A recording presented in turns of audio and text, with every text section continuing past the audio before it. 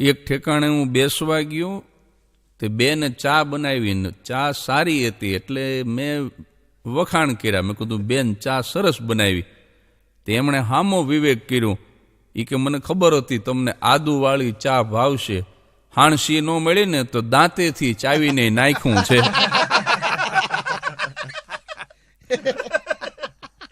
પછી ચાનું શું થયું તમારે નક્કી કરવાનું. અમારે અંબાલાલે એક ભાઈને પૂછ્યું કે તમારું નામ શું? ઓલો કે દીનુ ત્રિવેદી. ઈ કે દીનુ ત્રિવેદી પણ રાતનું. અંબાલાલ બહુ અઘરો. અંબાલાલના એક સંબંધી વડીલ ગુમ થઈ ગયા. તે 1.5 મહિના સુધી ગોઈતા ને કે હરિદ્વાર ગયા તા ને પછી પાછા નથી આવ્યા. પછી 1.5 મહિના પછી વડીલના છોકરાનો અંબાલાલ ઉપર ફોન આવ્યો. ઈ કે 1.5 મહિનો થયો પણ હજુ બાપા જડ્યા નહીં. તે અંબાલાલ ફોનમાં કે એકાદ અઠવાડિયું ગોતો ને છતાંય ન જડે તો મારા બાપા લઈ જાયજો.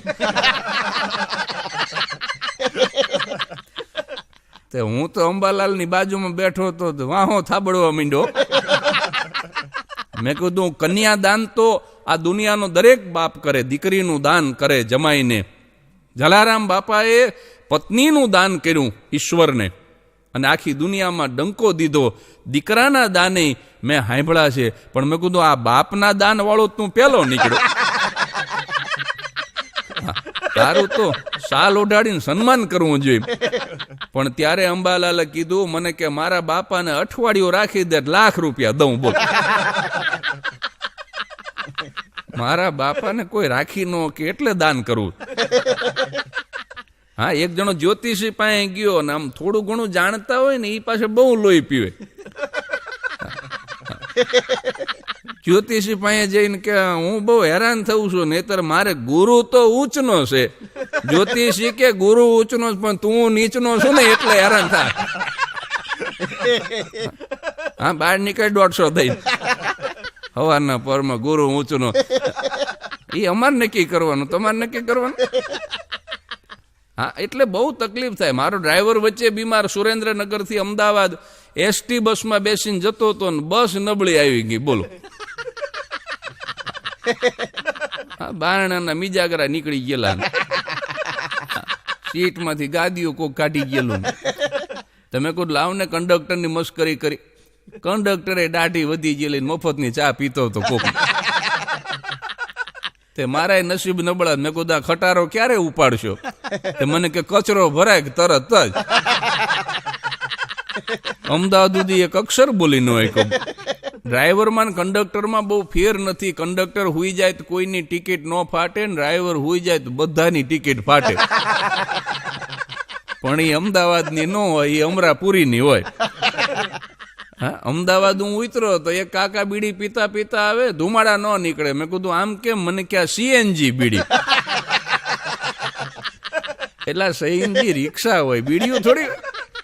અમદાવાદમાં મેં એક સીએનજી રિક્ષા જોઈ, એની પાછળ 8-10 નામ લખેલા. આમ રમેશ ને સુરેશ ને મહેશ ને સવિતા ને કવિતા ને શાંતા ને સગુણા. મેં કીધું આટલા બધા છોકરા છે ને આ ધીમે હલાવશે. કીધું બે હાય આમાં. હું તો આમ હરફ દઈને બેહી ગયો. પણ એણે જે રિક્ષા ભગાડી, બમ્પ નો જોવે. અમારા ગામમાં પહેલવેલા બમ્પ થયા ને, પહેલવેલા. તે અંબાલાલ કે આ હારું લ્યો, ગામનું પાણી ગામમાં, સીમનું પાણી સીમમાં.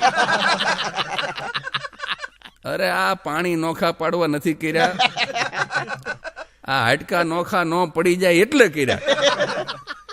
ઓલો રિક્ષા વાળો નો બમ્પ જોવે, નો ખાડા જોવે, પગ બહાર કાઢીને સાઈડ દેતો જાય. આખે આખો ટાંટીઓ બહાર કાઢે. મેં કીધું નહીં જીવતો પહોંચાડ. અને એમાં એક બમ્પ આવ્યો ને હું જે ઉછળો છું, મારું માથું હું ડાયરેક્ટ ભટકાણું.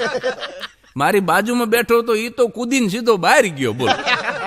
અને એમાં એક સ્કૂટર નીકળ્યો, તે તો સ્કૂટર વાહે બેહીને ઉપડ્યો. બોલ. Without ticket, Lal Darwaja. પણ મેં રિક્ષાવાળાનો ખભો પકડી લીધો. મેં કીધું તારે આટલા બધા છોકરા છે ને? મને કે કોના છોકરા? મેં ક્યાં લગ્ન જ કર્યા. પાછો ચાલુ રિક્ષા એ મારી કોર ફરી ગયો. બોલો. અરે મેં કીધું તું સામે ધ્યાન રાખ. તે લગ્ન નો કર્યો તો કઈ નહીં, મેં તો કર્યા છે ને. તું આમ સામે ધ્યાન રાખ, આખે આખો આ બાજુ ફરી જાય. બોલ.